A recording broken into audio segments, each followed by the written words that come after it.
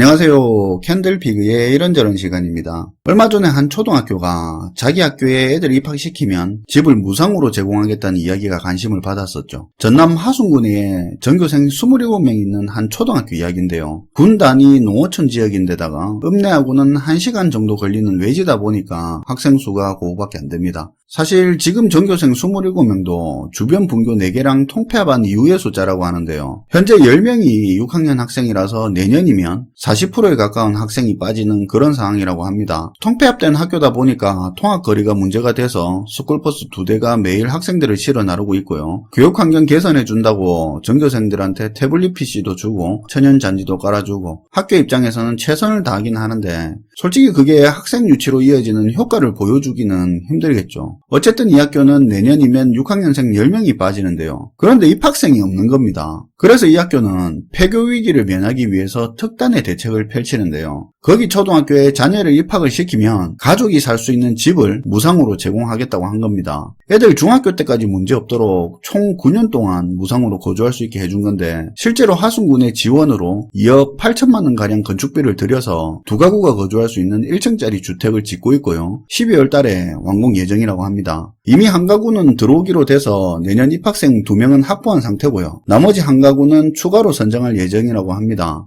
이 내용이 기사를 통해서 알려지고 나서 학교의 문의가 의외로 엄청났다고 하는데요. 외국에서 거주하고 있던 사람들도 상담 전화가 오고 똑같은 이름을 가진 엉뚱한 학교로 문의를 하는 그런 해프닝도 벌어졌다고 하는데 사람들의 이목을 끌었다는 그 부분에서는 성공적이었던 것 같습니다. 자, 그러면 이 상황을 보고 이렇게 느낄 수도 있는데요. 아니, 학교에 학생 수가 적으면 다른 학교랑 통폐합시키면 되지. 두 가구 지어서 학생 수 몇 명 유치한다고 국민혈세 수억을 들이냐. 어쨌든 그렇게 학생을 유치했다고 치고 어차피 중학교 졸업하고 나갈 거 아니냐.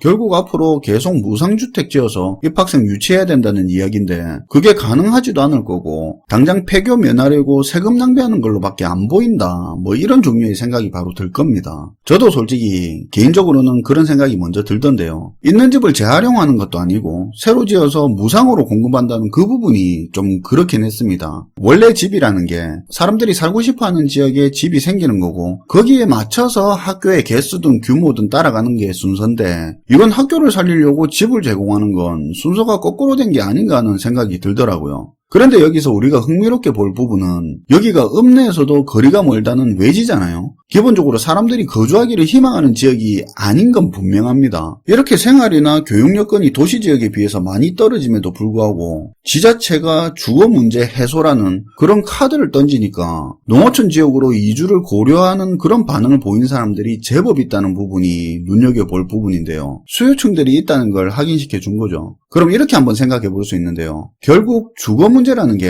주거 비용의 문제인데 주거 비용을 획기적으로 줄여줄 수만 있다면 도시에서 군 단위 지역이라 할지라도 이주하러 이사가 있는 사람들이 분명히 있다는 겁니다. 사실 대도시하고 1시간 정도 거리 안에 있는 농어촌 지역이라면 출퇴근도 가능하고 농촌이라 도시에 비해서 주거 비용이 굉장히 적어서 사교육 싫어하고 퇴근 이후에 집에서만큼은 한적하고 널널하게 살고 싶은 부모라면 농촌은 애 키우면서도 돈 모을 수 있는 그런 나름대로의 메리트는 있는 거죠. 거주지는 군 단위 지역이면서 출퇴근은 도시로 하는 사람들이 그런 장점 때문에 그렇게 하고 있죠. 농촌이라고 하면 대부분 농업에 종사한다고 생각하시는 분도 있는데 집만 농촌이고 도시로 출퇴근하는 직장인들이 은근히 많습니다. 그런데 문제는 농어촌 지역 인구 유출로 지자체 재정이 갈수록 악화되면서 농촌 주거 환경이 점점 더 나빠지고 있다는 겁니다. 그나마 있던 사람들까지 생활 환경이 안 좋아져서 농촌을 떠나고 있고요. 각박한 도시 생활을 떠나서 농촌 이주를 고려하고 있던 사람들조차도 예상보다 더 열악한 생활 환경 때문에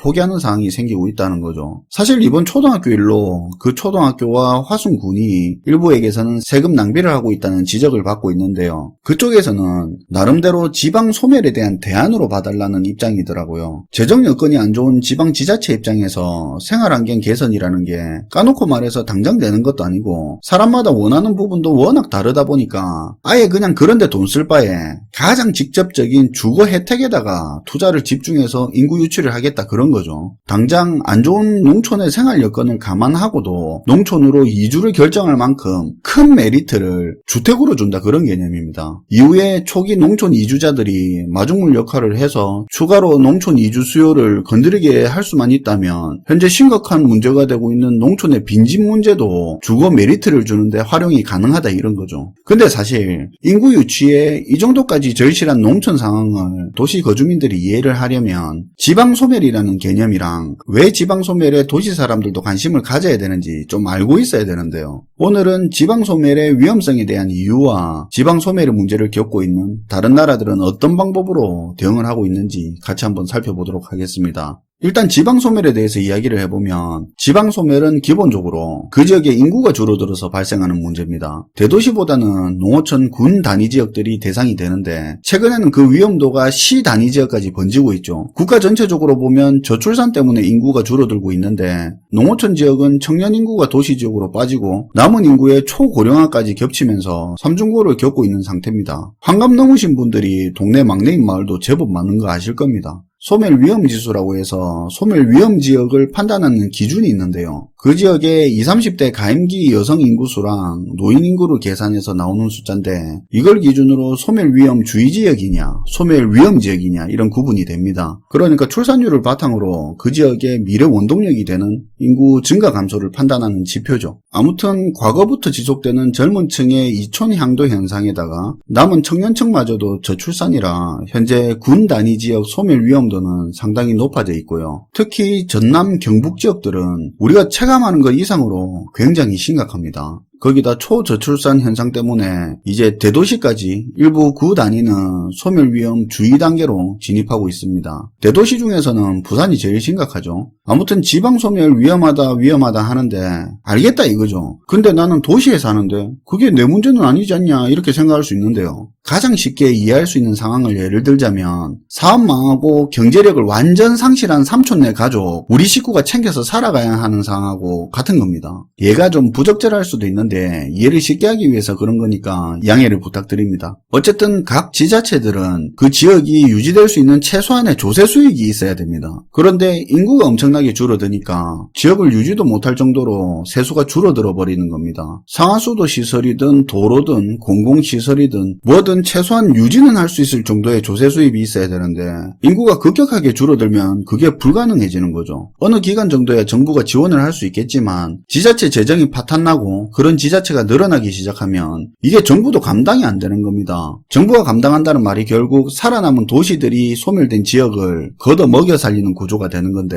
사실 국가 전체적으로 봐도 앞으로 저출산 때문에 인구가 줄어들어서 앞으로 정부 세수도 줄어들게 생겼는데 재정 파탄나는 지자체가 늘어나면 답이 안 나오는 겁니다. 최소한의 사회 기반 시설 유지비도 안 나오는 그런 지역들은 결국엔 폐허가 돼버리고 사람이 살고 싶어도 살 수 없는 지역이 되는 거죠. 국토의 효율성 저하에 좀 과장해서 말하면 국토를 상실하는 거하고 같은 일이 벌어진다고 볼 수 있습니다. 그렇다 보니까 소멸 위험 지역 지자체는 재정 확충에 사활을 걸고 있는데요. 최근에 지방 재정 악화 때문에 전국 농어촌 지역 군수협의회에서 고양세 법 제정하라고 국회에 촉구하는 일도 있었는데 이만큼 상황이 우리가 생각하는 것보다 지방 소멸 문제가 엄중한 거죠. 오해할 것 같아서 참고로 말씀드리면 고양세법이라는 게 자기 고향이나 원하는 지자체에 기부를 하면 세금을 감면해 주는 겁니다. 지방 소멸 문제가 심각해진 일본에서는 이미 도입해서 소멸 위험 지역 재정 확충에 도움을 주고 있다고 합니다. 아무튼 지방 소멸 위험이라는 게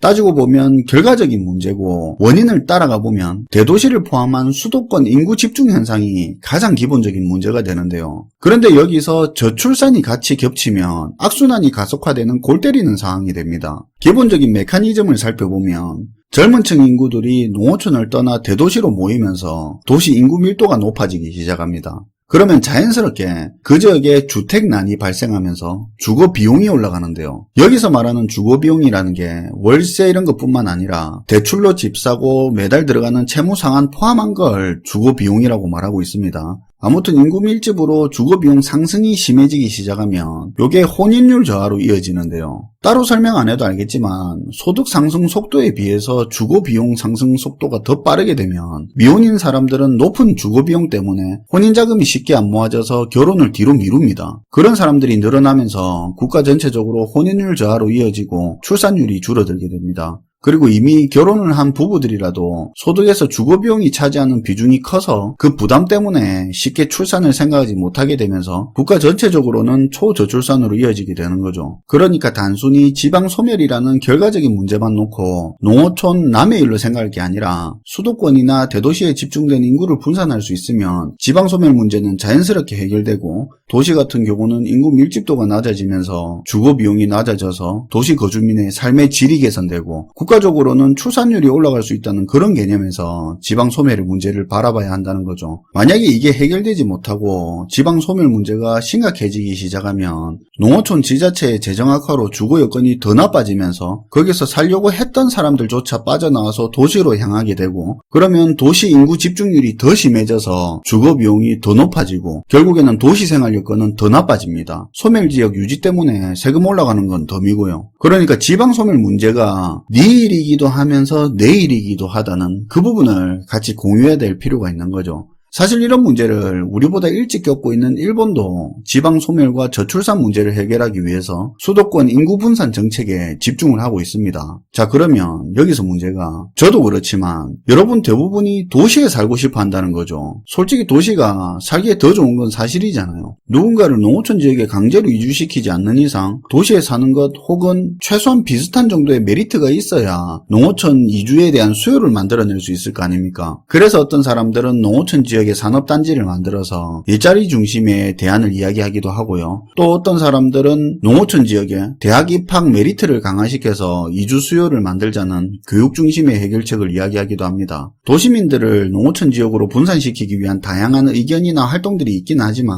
결코 만만한 일은 아닌데요. 지금부터는 외국의 사례를 통해서 우리가 참고할 만한 대안은 없나 한번 살펴보겠습니다. 지방소멸 문제는 우리나라나 일본처럼 대도시 인구 집중에 저출산까지 겹쳐서 국가 전체적으로 심각한 경우도 있고요. 아니면 도시라고 하더라도 특정 지역의 산업이 몰락하면서 인구가 갑자기 다 빠져나가 버리면서 지자체 재정 파탄이 일어나서 소멸 위험이 벌어지기도 합니다. 어쨌든 지방소멸에 대응하기 위한 지자체 정책의 특징을 보면 취업과 주택에 포커스가 많이 맞춰져 있습니다. 이탈리아의 아브루초주는 그 지역에 거주하고 있는 청년 근로자를 고용하는 기업한테 보너스를 제공하고 있고요. 독일 볼프스부르크시 같은 경우는 대기업과 지자체가 지분을 반반씩 부담해서 해당 지역에 회사를 설립해서 인구 유입을 유도하기도 했습니다. 그런데 대다수 지자체는 주택을 중심으로 한 메리트를 제공해서 인구 유입을 유도하고 있는데요. 소멸 위험에 빠진 지역의 가장 골칫거리는 빈집 문제입니다. 사람이 살지도 않고 팔리지도 않는 집을 수리까지 안 하고 방치하는 이런 집이 한두 채가 아니다 보니까 지역이 슬럼화되고 범죄율까지 올라가는 겁니다. 그래서 지자체는 이런 빈집을 싼값에 사들인 다음에 아예 공짜에 가깝게 팔아서 인구를 유치하려는 정책을 추진하고 있습니다. 축구랑 비틀즈로 유명한 쇠퇴한 도시 영국의 리버풀이 상권도 죽고 유동인구도 없어져 버린 지역을 살려보겠다고 시 소유의 집을 1파운드의 집을 넘겨주고 있고요. 이탈리아, 프랑스의 인구 유출이 심해서 빈집 많아진 그런 지역들도 집 한 채당 1유로에 집을 제공하고 있습니다. 당연히 조건은 있는데요. 1유로에 구매를 했다면 반드시 리모델링은 해야 되는 조건이고요. 직접 거주를 해야 되고 일정 기간 동안 재매매는 못하게 되어 있습니다. 그러니까 실수요자들을 중심으로 투기 수요가 나올 수 없는 구조를 만드는 거죠. 빈집 문제가 더 심각한 일본 같은 경우는 집을 파는 사람이 집을 사는 사람한테 기존에 있던 집 철거 비용까지 주고 마이너스로 파는 경우도 늘고 있고요. 아무런 수익도 기대하지 못하는데 세금만 계속 나와서 빈집을 지자체에 기부하기도 합니다. 그런 빈집들을 지자체에서는 무료로 제공하고 집 상태가 굉장히 안 좋은 집들은 리모델링비를 지원해주기도 하는데요. 그냥 보면 왜 이렇게까지 손해를 봐가면서 지자체가 집을 싼값에 내놓지 할 수도 있는데요. 쉽게 생각해보면 표면적으로는 지자체가 세금을 낭비하는 것 같이 보이지만 거주 인구가 그 지역 안에서 생활하고 소비해주는 것 그 자체가 미래의 조세 수익을 보장해주고 거주민이 생기면서 도시 재생하고 유지에 들어갈 비용을 자연 경감시켜주는 효과가 있기 때문에 장기적으로 보면 지자체한테도 꼭 손해라고 볼 수는 없는 거죠. 오늘은 이렇게 지방소멸이 왜 문제인지, 다른 나라들은 어떤 노력을 하고 있는지 대충 알아봤는데요. 사실 아무리 어떤 정책을 펴도 지방소멸 위험의 대세는 거스르기 힘든 건 사실입니다. 하지만 지방소멸 현상에 대한 전 국민의 문제의식만 제대로 공유가 돼도 그 속도를 늦출 수는 있는데요. 사실 지방소멸에 대한 다양한 대안들은 농어촌에 유리한 조건을 준다는 것을 기본으로 하고 있는데, 근데 항상 도시 거주자로 하여금 역차별 불만이 나와서 문제라고 합니다. 옆나라 일본에서도 그런 문제로 수도권 거주민과 농촌 지역 간에 안 보이는 갈등이 있다고 하는데요. 이런 갈등도 방지하고 원활한 농어촌 활성화 지원을 위해서, 그래서 지방 소멸에 대한 문제의식의 공유가 중요하다고 하네요. 개인적으로는 소멸 위험 높은 농어촌 지역들 중에서 대도시 출퇴근 가능한 거리에 있는 지역을 우선으로 해서 일요로 주택정책 같은 거 우리 스타일에 맞게 시범지역을 만들어서 해보는 것도 좋을 것 같다는 생각을 해봅니다. 물론 예를 들어 5년 이상 실거주, 10년 이상 매매 금지같이 철저하게 투기 수요 차단할 수 있는 장치를 다 만들어 놓고 본인이 리모델링하는 조건을 달아야 되겠죠. 혹시라도 갑자기 지역을 옮겨야 되는 상황이 된다면 취득할 때 들었던 리모델링 비용하고 똑같이 그 돈으로 지자체한테만 양도할 수 있게 해놔도 되겠죠. 예를 들어서 그렇다는 이야기입니다. 큰 개 때문에 마당이 필요한 사람, 애들 초등학교 기간만이라도 자연에서 키우고 싶은 사람, 누가 됐든 분명히 수요가 있지 않을까 하는 생각이 듭니다. 크게 도움은 안 되겠지만 조금이라도 도시 집중화 현상 완화시키는데 도움은 되지 않겠습니까? 도시 역차별 이야기가 나와서 차별 이야기를 좀 하자면, 차별은 성차별, 출신지역 차별같이 당하는 입장에서 선택의 여지가 없는 부분을 가지고 차별하는 그런 걸 차별이라고 하지, 도시 거주, 농촌 거주처럼 특별한 능력이 없어도 누구나 선택만 하면 누릴 수 있는 그런 부분은 차별보다는 혜택이라고 일반적으로 부른다는 그 부분 강조드리고 싶습니다. 앞으로 지방소멸 문제가 더 심화되면서 농어촌 지원 문제 때문에 도시 농촌 간 역차별 문제로 갈등이 생길 텐데요. 본인만의 차별이나 혜택의 명확한 기준을 가지고 있으면 분위기에 휩쓸리지 않는 데 도움이 되지 않을까 해서 이야기를 해봤습니다. 시청해주셔서 감사하고요. 지금까지 캔들피그의 이런저런 시간이었습니다.